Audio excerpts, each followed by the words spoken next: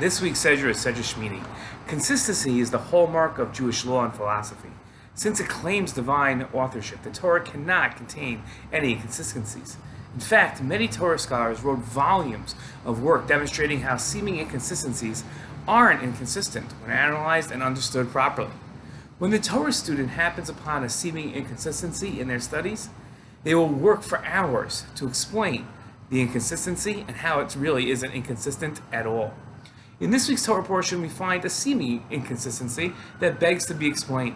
Hashem warns the Cohanim, drink no wine or other intoxicant, you or your sons, when you enter the tabernacle, that you may die there. This is a law for all time throughout the ages, for you must distinguish between the sacred and the profane, and between the impure and the pure.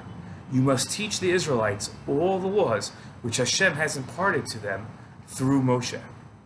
In his commentary to the law that a Kohen cannot serve while intoxicated, Rashi wrote, "This informs us that an intoxicated person is forbidden to decide religious matters.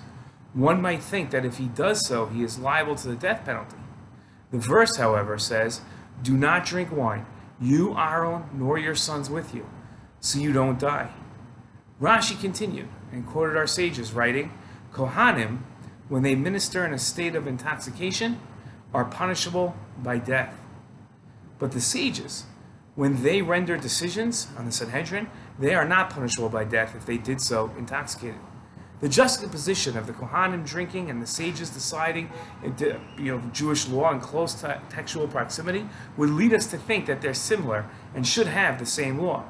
The difference between Cohanim serving while intoxicated and receiving a death penalty, and sages rendering decisions while intoxicated aren't punished by death, needs to be explained.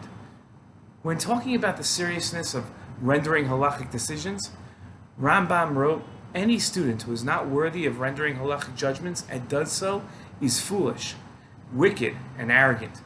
These underdeveloped students who have not gathered much Torah knowledge seek to gain prestige in the eyes of the common people and inhabitants of their city by jumping to sit at the head of all questions of halacha, of Jewish law, and halachic judgments in Israel.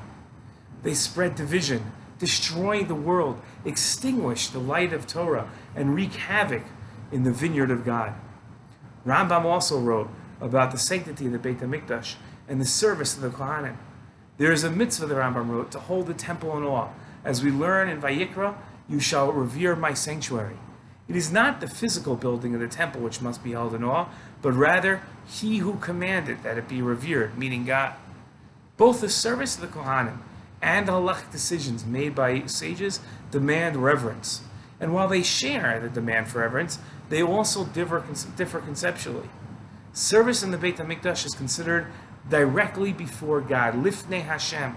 But rendering halachic decisions is an indirect service of God by studying and disseminating God's Torah. When violating the sanctity of direct service of God in the Beit Hamikdash, one incurs a death penalty. But for a violation of indirect sanctity, rendering judgments while intoxicated, one isn't executed.